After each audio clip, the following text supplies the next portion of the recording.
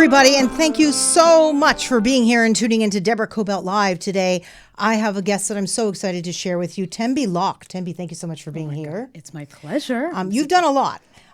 You are an actress. Yes. You are a TEDx speaker, and you're an author. And today you're here to talk primarily about your book, From Scratch, A Memoir of Love, Sicily, and Finding Home. Do we ever cover that? Yeah, there we go. I'm riveted by this book. Okay, it takes a lot for me to sit down and go through a book from beginning to end. And as soon as I started, I couldn't put it down. And there's a lot of reasons for that.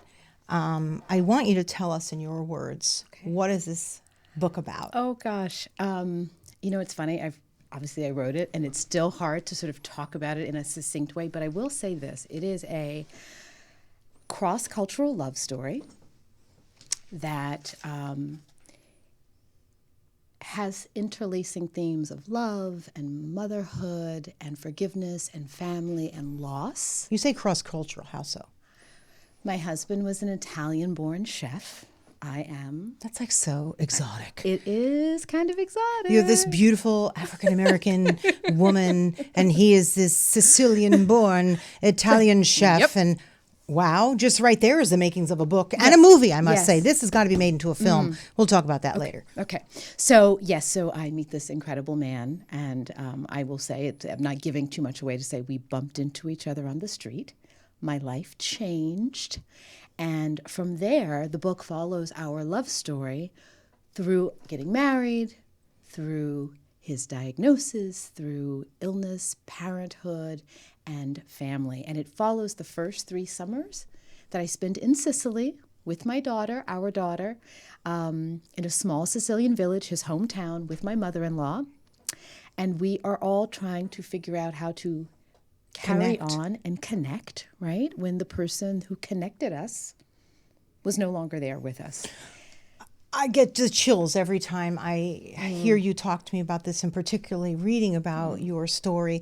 So you met in Florence. That's where you bumped into him. Once again, that is so romantic, but it's your life. That's how it happened. Yeah. And he was a chef, right? Yes, at a local restaurant there? Yes, absolutely. I was a co-ed studying art history, right?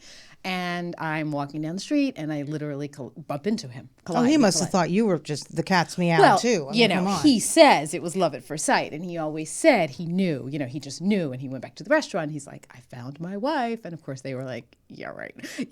And for me, I was 20 years old. So what of love did I know? Not much. So I knew he was cute.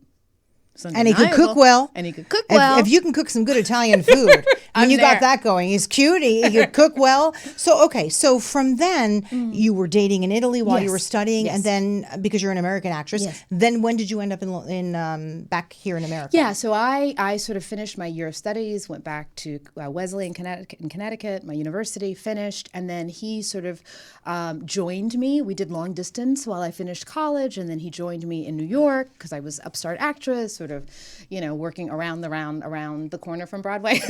I got soaps, you. Right? That's just how it went. Which soap were you in? I did As the World Turns. What were you in As the World Turns? I was an early adapter of the barista. I was a barista. Basically, I worked in a cafe, and I made coffees for people on the show. And then I befriended one of the leads. I'm sorry, I cannot remember her name right now. However, my character walked into a bathroom, and she never came out. Oh. That happens on soaps all the time. It's got to be very distressing as an actor. You're like, wait a minute.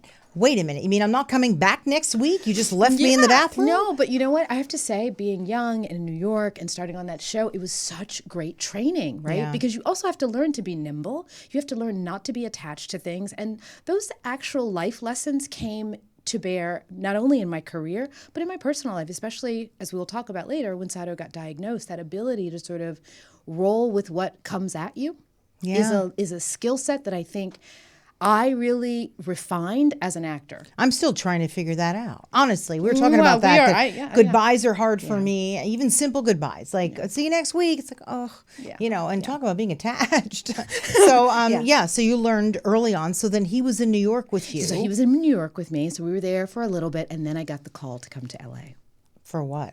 Well, it was like this agent said, hey, I saw you. I want to really represent you. Can you be out here like 2 weeks from now? So we loaded up a car. I know. I was like, don't have to ask me twice. Yep. We, I sublet the apartment. I think we flew to Texas to meet my parents and then like drove, that Texas to LA drive, which is, 24 hour. It's a fun drive, It's though. fun. You're young and you're It excited, is. and It you're just is. going through states you probably never thought you'd go through. And it was all exciting. Like, we're going to get to the land of palm trees in Hollywood and, start my career. And we got here. And of course, it was like, oh my gosh, where is everything? And the freeways. And I think we stayed at a Motel 6, like out by the harbor, just to kind of like. Stay where you stay. You stay where you stay. We were just like, let's get, and I had my first audition, which I booked. That's rare. Very rare. Had a good agent. I was like, fortuitous. Maybe I'm really meant to be here. It was the Fresh Prince of Bel-Air.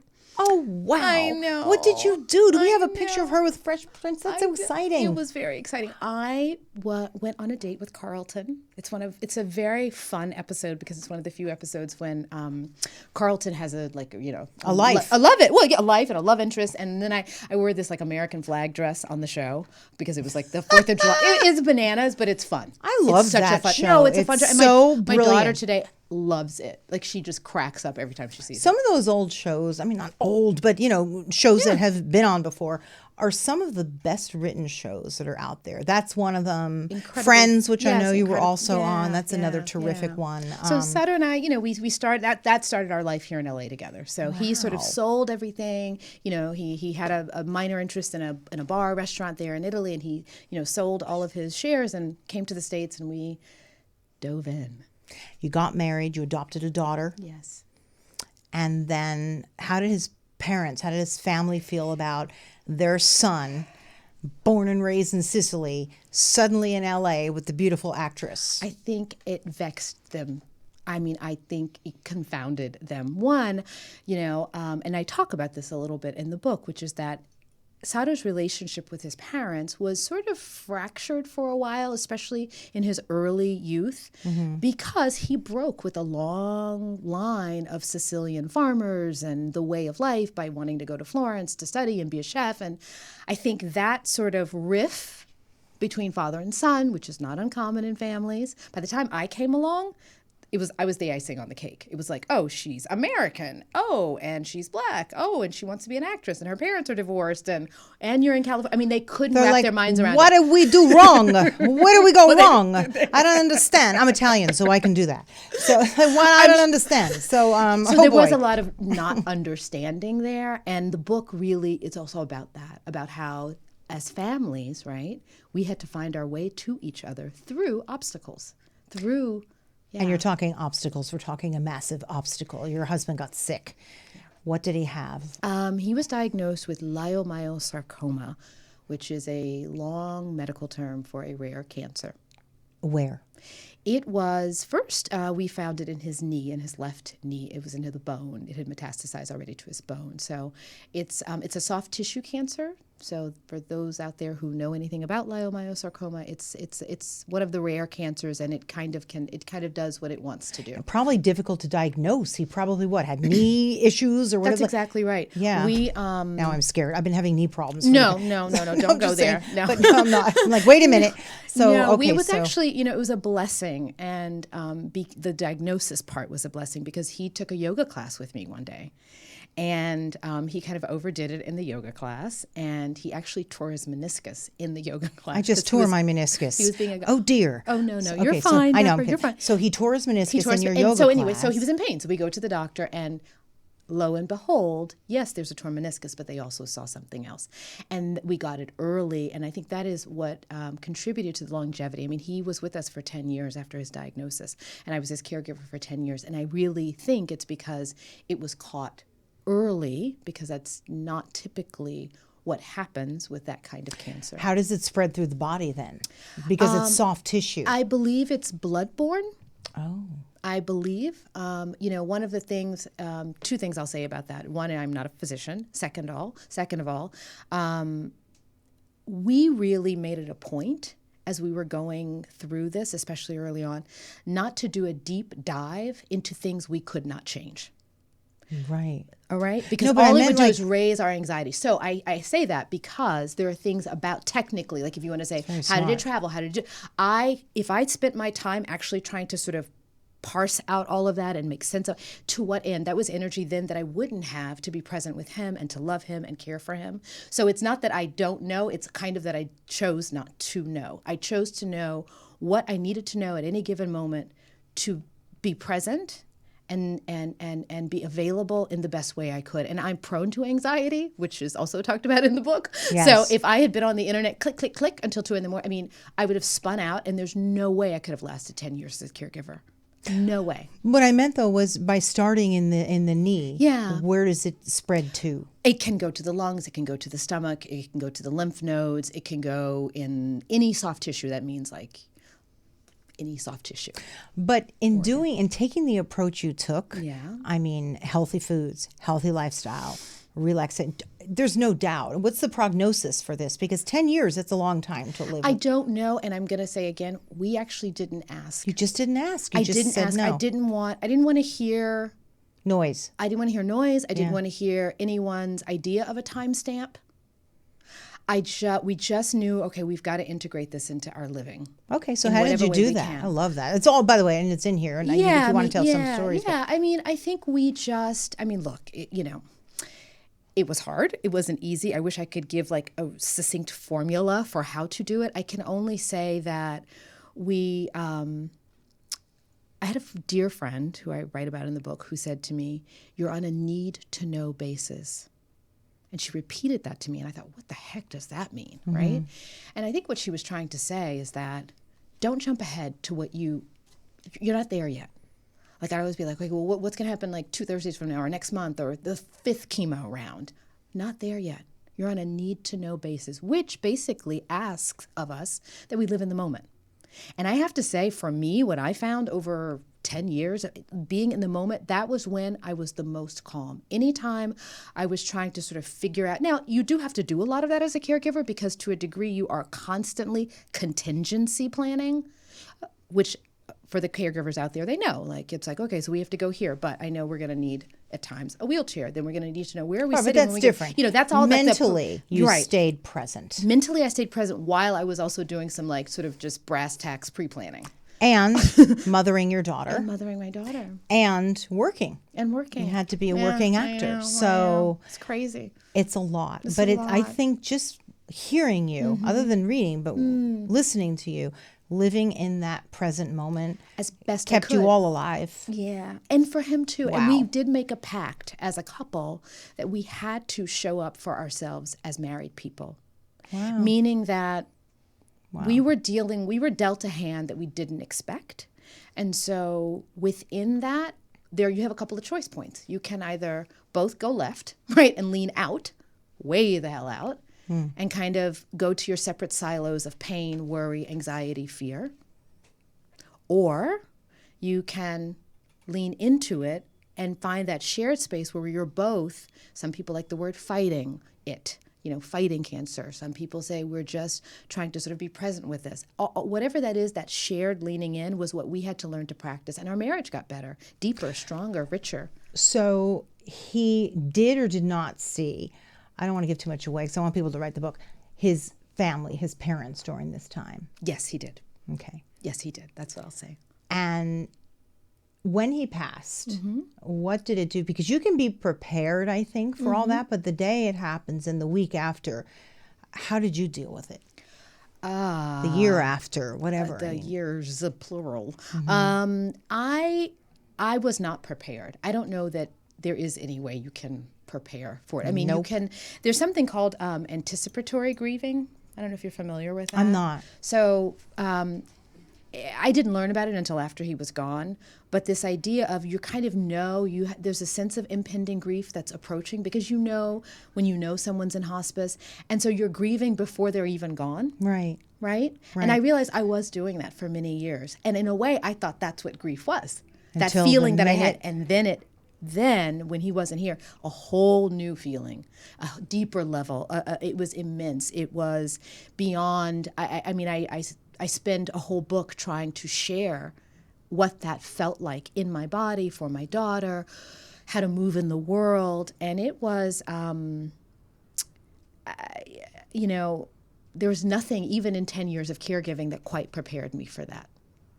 And yet, I tried to still show up, right? Because one, I had a child, might have a child, my daughter, our daughter. And two, I did feel early on his presence with me. Early on after he passed. Yeah. I believe that. I have, I don't have proof, none of us do, but I have this feeling that the people I love can see me. Like, I'm over here. I just can't see them. I feel them, and I hope that's what I'm feeling. But I think they could see me and go, it's okay. Yeah. So at least I choose to believe that, because it makes me feel really, really good that they could see me. I can't see them, and someday I will. What about that? Yeah, I mean, for me, it was, I don't know how, you know, we spent 20 years together in each other's lives. My best friend, you know, my lover, my husband, father, daughter. You know, how does that just evaporate in a day? It doesn't. So it doesn't. Someone That's said exactly to me, right. Someone said to me, a part of what happens is that you're now in a new relation, you're developing a new relationship with him. And I thought, what are you talking about? What does that even mean? And I think what I can say now, 7 years later, what it means is that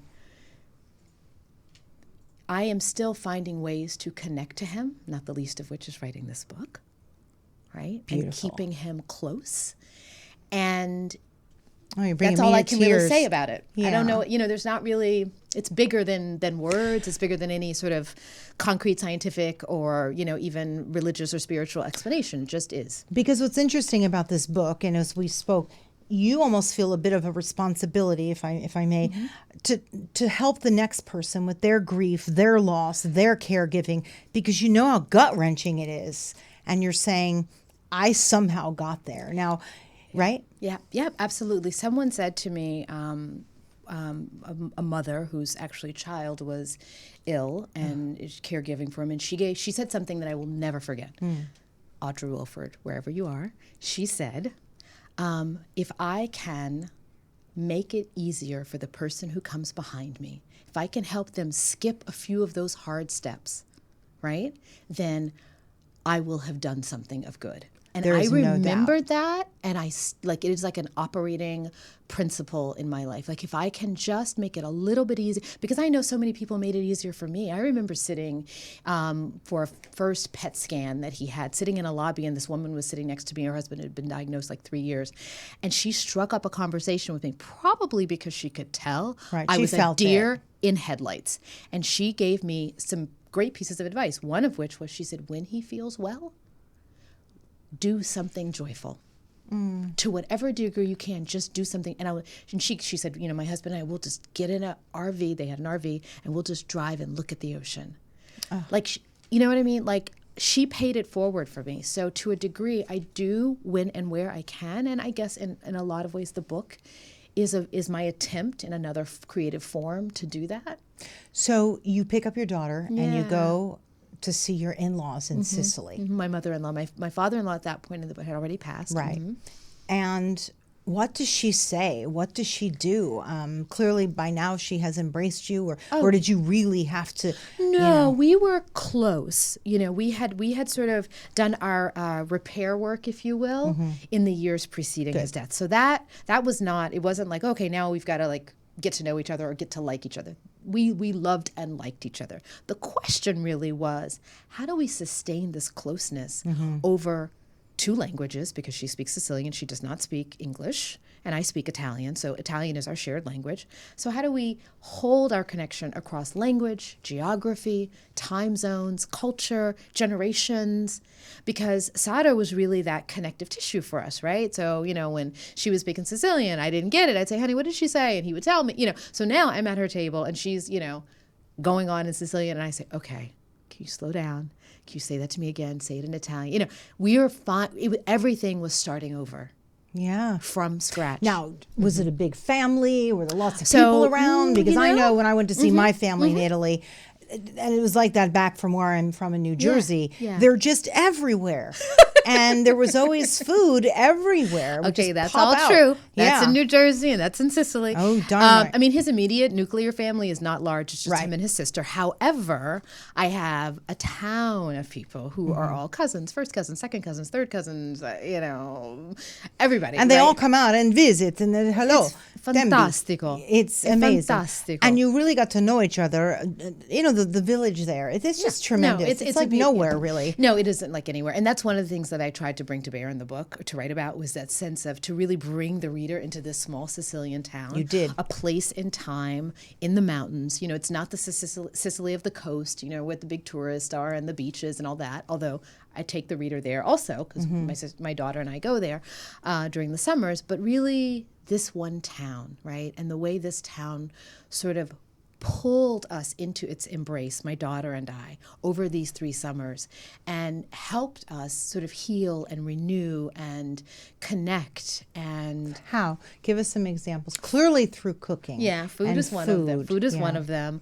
One of the things that I really love about Sicilian culture is the way people are able to hold life and loss in the same conversation at the same time, always. Meaning, there's an ever-present sense in the Sicilian psyche of like, we're here, but then we cannot be here. They're holding that dialectic all the time. They live among history. Yeah, one thing about us, we haven't been here that long. And by that, I mean as Americans. Yeah, no. And no matter how hard we try, our perspective is different. You're over there, and they have thousands of years right in front of them. Exactly. So this sense of the old world way of holding loss. So people that first summer would come up to me and just openly on the street offer their condolences, give a kiss, cry with me, right? Say, come in, let's have a coffee with me. Let's talk some more about him. Okay, things that like here in LA, no one would ever. I mean, what? Really, almost anywhere in America, right? they wouldn't. So for me, it was almost like, whoa, what? People do this, and people it's like do they this, do. and it's okay. I can actually cry here, and they would tell me a story about him as a boy, and suddenly we're both laughing together. So there's a way in which, on a soul level, that's right. It was just renewing, right? Even though it was also taking me to the epicenter of my grief, because his memory was everywhere. I mean, I was in the house, that he grew up in, right? So in a way, you kind of were like, how can that be easier? And it both was and wasn't. Mm-hmm. But I got to be with it all. And my daughter, the beautiful gift was watching my daughter, run through the streets and, befriend and go make, buy the bread, and we make cheese, and, we I love the pick making grapes. I love the making of the cheese. The cheese was fantastic. That's a great moment. It's a great I mean, I just scene. don't like giving a lot away, because I really think I don't recommend books a lot, thank you. but this is one that I recommend fully, because I felt like I was making the cheese, and I felt like I was walking through the streets with your daughter. And I feel like I knew those people in the village where they came to be with you. I love, that's one of the things I wanted to do, was to really bring the reader into this place, right? And I'm aware of the fact that a lot of the people that I meet there, especially the older people in town who, I consider family at this point, they're 10 years from now, they're in their 70s or 80s, they may not be here, right? Mm-hmm. And so the book is also a love letter to them, and for my daughter to know and to remember parts of her early childhood, right? Think of what you taught them too, though, an actress from America, from LA. Yeah. Come on.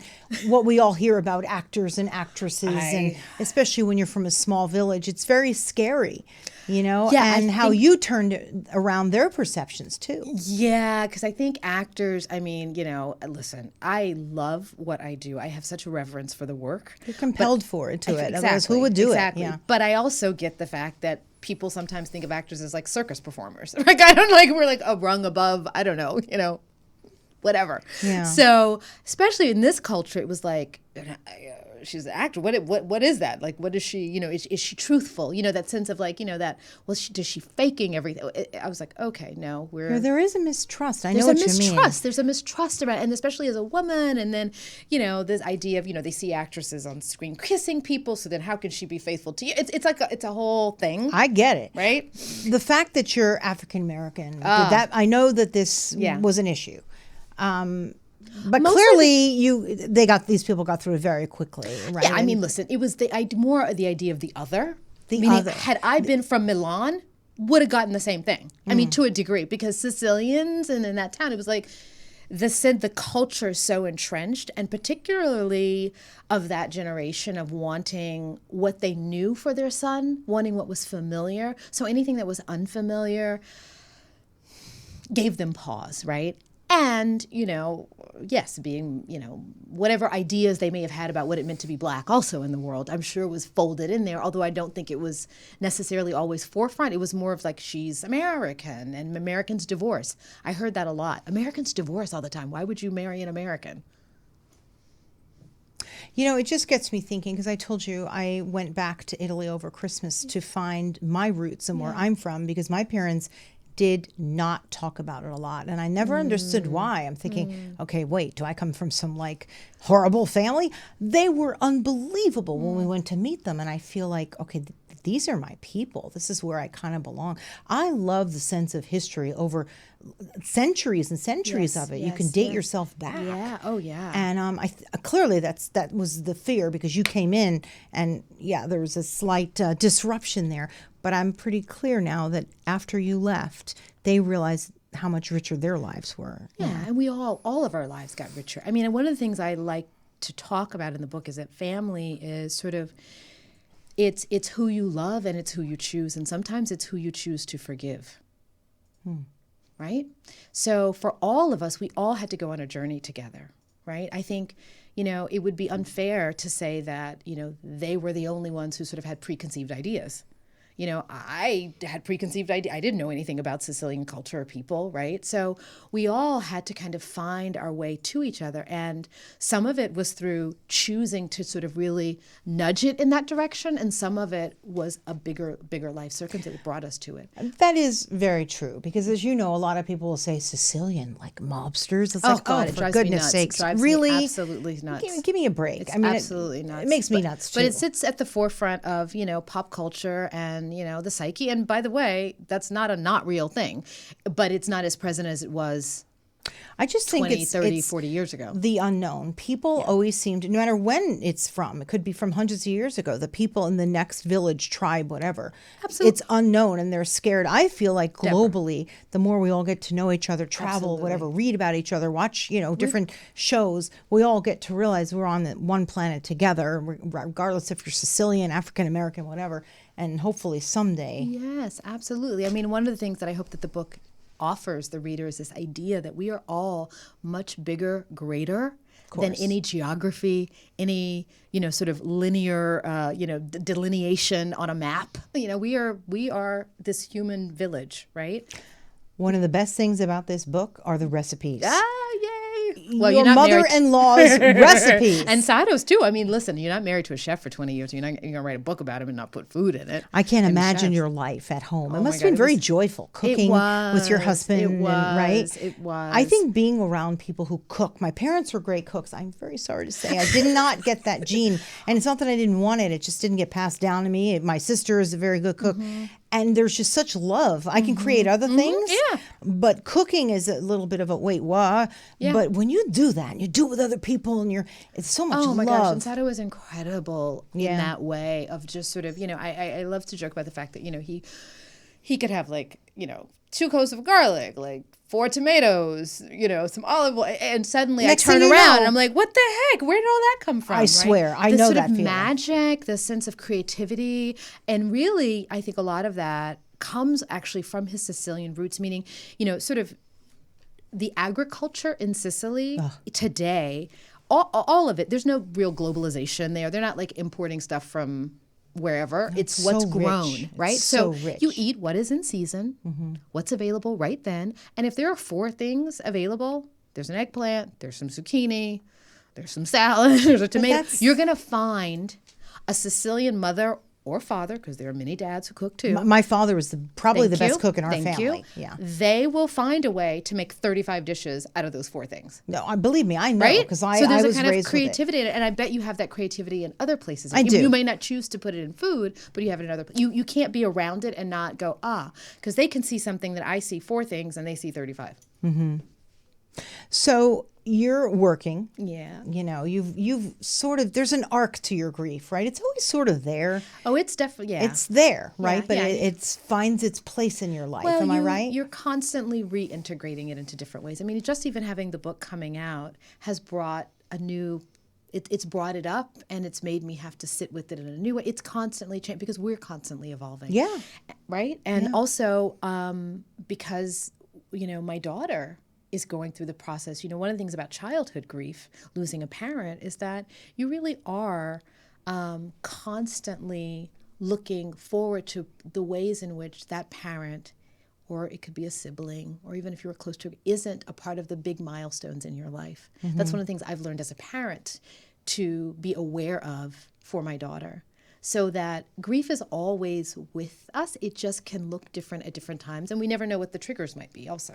Yeah, no, that is very difficult. I have two very dear friends who just lost their wives, and they have young kids, and they're going through that. Like, how do I teach her, actually, or him, that they won't be there? So they're right at the beginning of this stage. There's some great resources out there, and But the fact that you're trying to, you know, help others, I think that's incredible. Yeah. So about your work, now you, of course, would have seen you've done Soaps, Castle, NCIS, Los Angeles, The Magicians, Friends, and we were talking about that you could be on Friends and on a rerun. It's like, wait, look. I know, I love it. I was having wine at a bar in Tahoe, Reno, one of them. Anyway, I look up and I'm like, oh, that looks so, oh, that's me from, you know, they were like playing Friends. Isn't that the coolest? It's the craziest thing. I was like, did you yell? See, I would have yelled. I was in Ireland for something. I don't even remember, with my husband. We were invited there for whatever, and I looked up, and there was a piece that I had done about a week earlier that they held on CNN, and I looked up, but I was not quiet about it. I was loud. I'm like, there's me, and it's like, oh, sorry, but I saw my piece from CNN. And it always sort of takes you by surprise, because, you know, and again, I don't typically really at all sort of watch on the, you know, always watch what I do. Yeah, so for me, it lives in the imagination from the perspective of shooting it, right? So then when I see it anyway, whatever. It's a proud moment. It is. It's a special There was such a great moment. cast, and I was aware at the time that I was a part of something so magical and fun. What did you play? I was one of so Ross is seeking counsel about his relationship, you know, right, at Central Perk, and I'm one of Great place. of three women that he's sitting on the couch with asking us advice. So I gave Ross relationship advice. Okay, that could be like go down on your tombstone. Thank you. I gave Ross relationship advice. There you go. Boom, done. Yeah. Oh, wow. You know, it's great. Congratulations. And recently you just finished shooting Proven Innocent on Fox. However, it didn't get picked up, but you did it. Oh, yeah. Great. And also just completed The Obituary of Tunde Johnson. Yes, it's an a great independent indie film. movie. Yeah, and Tell us about that. Yeah, Steven Silver is in that movie. So he's a fantastic actor. Also from Houston, from my hometown. We didn't know them until we were filming together. I play his mom, and it's a wonderful film about a young boy who's coming of age, and he has this sort of endless loop, right, of a dream. That's sort of the trope of the movie. I won't give it away too much. Don't. But ultimately, it's a coming-of-age story, and he has this tender arc he has to take with his parents, who are Nigerian, so he's first, generation American. They're this wealthy LA family, and it's a real look at we haven't seen his character on screen before, and his performance. But he's questioning some he's questioning stuff some about big himself. stuff about his identity. He's questioning stuff about life. He's questioning his parents' love. He's questioning his place in society. Important film. Oh, big. And you're looking for distribution now. Yeah, but please, everybody, look for that. And I just appreciate you being here. So you're on a big book tour. I am. I'm headed to New York. Then I'll be in Houston, and it's great. I see this as a film. When I finished reading that, I thought, I'm surprised you didn't get the call already. You know, can you see this as a film? I totally would love to see this on screen. I do. Absolutely. Yeah, so I'm sure hopefully that's next because I feel it. I actually envision it as I'm reading it. Well, one of the things as a writer and as an actor that I really love to do is to bring that sort of cinematic aspect to the page. Really, show, don't tell. It's beautiful. Like one of the first. Beautiful, beautiful. I really enjoyed talking to you. I really It's such have. a pleasure. Thank you for having me. Talented, and just your whole vibe is so wonderful, very peaceful. So thank you for doing that to me today. Everybody, please pick up this book from scratch, A Memoir of Love, Sicily, and Finding Home. And great recipes in this book. I'm going to try them. People are emailing me and like on social media that they're making the recipes with their mom, with their sister. Well, when I was reading this, I told one of my sons, and I said, because one of them loves to cook, I said, we should really cook one of these. Of course, you know what he said to me? Mom, don't threaten me that you're going to burn the house down. Okay, thank you. But he's the good cook. And I said, then you cook it. What? There's a recipe to marinate olives. No fire involved. You can marinate an olive. Thank you. To hear that? Done. So no, but he was joking. No, but I did show him some of the recipes, and he will actually hand do the pasta. Oh my God. Yeah, no, he even he'll make pierogies. He'll do handmade. He makes the flour. Like, he loves it. So it skipped the generation from me. Just need it in the family. It's right like you to need him. a doctor, a lawyer, and you need somebody who can cook. So honestly, every family needs one. We will try out one of the recipes, and I'll let do. you know. So Please do. pick up this book, and also look for her film. The Obituary of Tunde Johnson. And thank you so much for being here. Thank you. It was I a enjoyed pleasure. it. Thank you. And thank you very much for tuning into Deborah Kobylt Live. You can find us on Facebook, YouTube. We put all of our promos out on Instagram. We Twitter about our show. And if you're in the car and you want to listen or wherever, Apple Podcasts, iHeartRadio app, Spreaker, and just about anywhere else that you get your podcasts. So thank you for tuning in. I will see you next time.